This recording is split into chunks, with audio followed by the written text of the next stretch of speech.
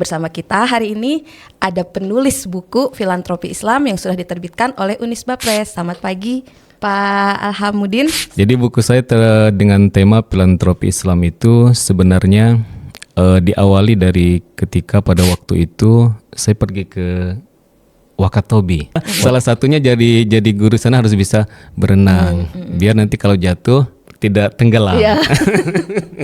Segala hal kebaikan itu di dalam Islam itu bisa kita maknai sebagai filantropi. Filantropi dalam Islam itu sangat membantu untuk mensejahterakan umat manusia.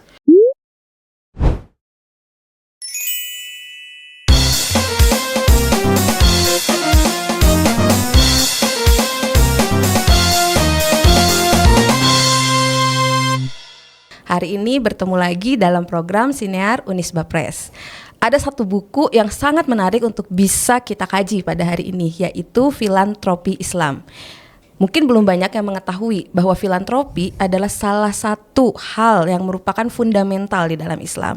Bersama kita hari ini ada penulis buku Filantropi Islam yang sudah diterbitkan oleh Unisba Press. Selamat pagi Pak Alhamudin. Selamat pagi Bu Neneng. Selamat pagi Pak. Sebelumnya saya perkenalkan dulu ya. Dr. Alhamudin adalah penulis buku Filantropi Islam, Gerakan Sosial dan Pemberdayaan Masyarakat. Selain sebagai penulis buku, beliau pun adalah Sekretaris Prodi PAI, Pendidikan Agama Islam Fakultas Tarbiyah Keguruan. Jadi jika ada yang sedang mencari program studi PAI, bisa di Unisba. Betul ya Pak ya? Iya.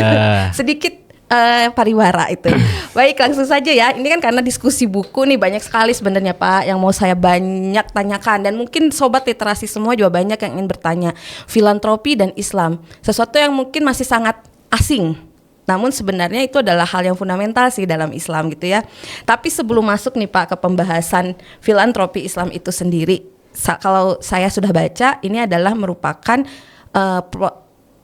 luaran mungkinnya, atau bukan luaran. Jadi maksudnya ini adalah hasil dari proses Bapak meneliti dan mengabdi ya Pak mengenai filantropi Islam ini. Bisa diceritakan tidak sedikit, boleh banyak Pak menceritakannya. Diceritakan dari awal sampai akhir bagaimana prosesnya sehingga menjadi sebuah buku yang bisa dicek di Unisba Press. Silakan Pak. Terima kasih Bu Neneng. Sahabat literasi Unisba Press yang berbahagia.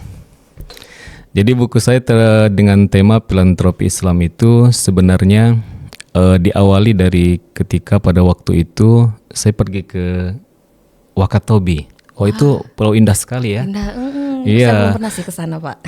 Kapan-kapan ke sana ya. Iya, Nanti bisa menyelam di lautnya. Wah, luar biasa. Jadi dari Kendari itu kita terbang ke Wakatobi. Nah, jadi di situ waktu itu awalnya itu adalah melakukan riset dengan teman-teman di YIN Kendari terkait dengan bagaimana perkembangan salafiyah di Wakatobi. Nah, pada waktu sedang melakukan riset, saya diajak oleh rekan-rekan saya untuk berkunjung ke salah satu suku yang terkenal, yaitu suku anak laut itu terkenal dengan suku Bajo ya. Jadi suku Bajo itu adalah suku anak laut yang mereka itu memiliki kelihayan dalam menyelam. Jadi mereka itu banyak tersebar kalau di Indonesia itu di Sulawesi Tenggara, di Malaysia, di Thailand, dan di beberapa provinsi, terutama di daerah-daerah yang memiliki laut yang luas. Nah, salah satunya adalah mereka itu ternyata tidak mau kalau sekolah itu bergabung dengan anak-anak yang sekolah reguler. Jadi kalau nggak mau mereka sekolah dengan anak SMP yang biasa itu, karena mereka merasa minder. Nah, akhirnya adalah salah satu organisasi besar di Indonesia itu membangunkan sebuah sekolah untuk mereka. Nah, salah satu bangunan sekolah itu kita sebut dengan adalah hasil dari filantropi dari lembaga itu. Akhirnya mereka punya sekolah yang disebut dengan Sekolah Anak Laut Suku Bajo di Wakatobi. Nah, itulah salah satu hal yang pertama kali menginspirasi saya. Saya tertarik untuk melakukan riset. Ternyata filantropi itu memiliki manfaat yang sangat besar untuk pengembangan ekonomi, juga pemberdayaan masyarakat, dan juga untuk meningkatkan kesejahteraan masyarakat. Jadi dengan adanya sekolah anak laut itu, mereka bisa sekolah dan setara kan akhirnya, karena mereka itu tidak mau sekolah, tapi kalau suruh nyelam senang mereka Iya, kan. Jadi di satu sisi mereka tetap sekolah dan hobi menyelamnya pun Iya. tetap Jadi dilakukan. iya, sekolahnya itu di tengah laut. Jadi sekolahnya itu di tengah laut. Jadi kalau kita melihat itu, kalau lihat video sekolah anak laut di Wakatobi itu, jadi kalau misalkan mereka melakukan upacara bendera itu di atas perahu-perahu gitu, benderanya itu di tengah laut. Kalau kita mau ngajak ke sana juga naik perahu dulu. Iya. Tentunya harus bisa berenang kalau mau jadi guru di sana. Takutnya nanti Takutnya ini jatuh kemudian tenggelam.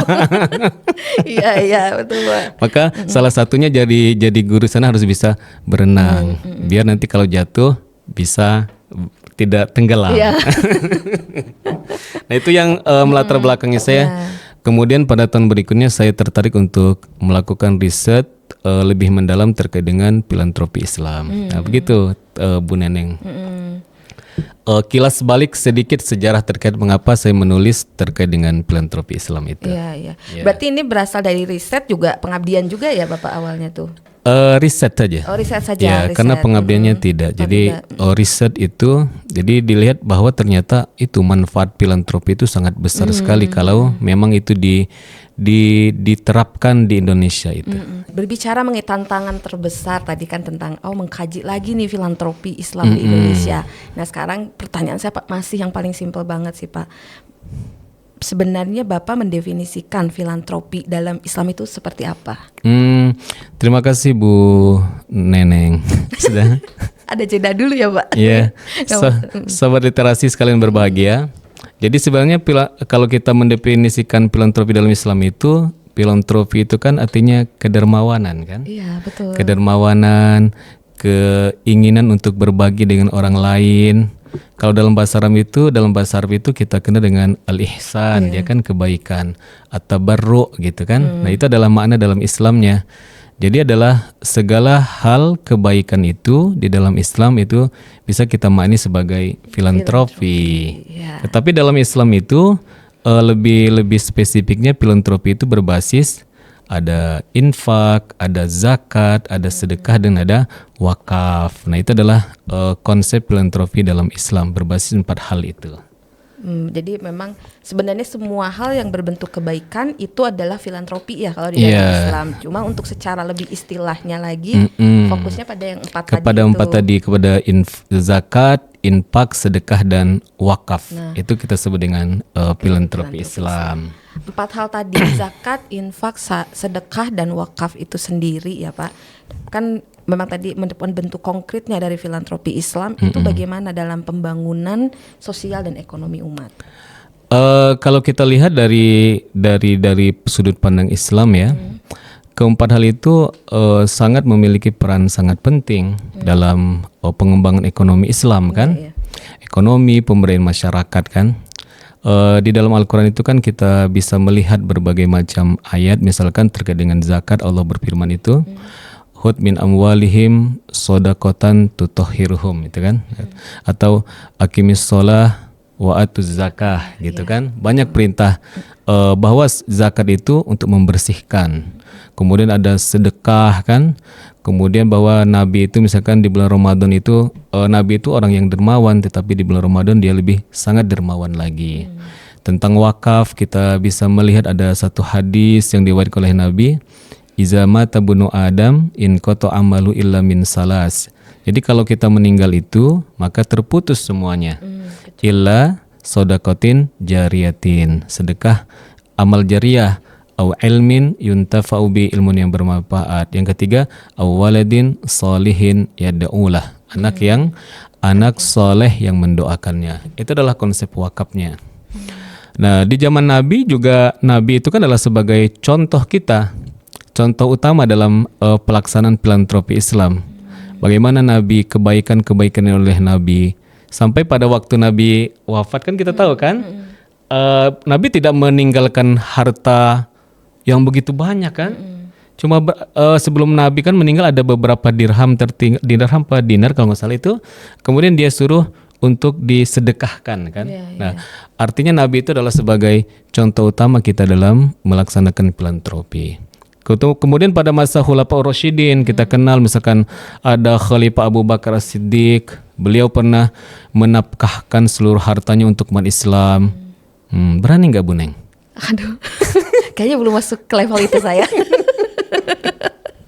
Sobat literasi ada nggak bisa seperti Itu Khalifah Abu Bakar nih? Siddiq.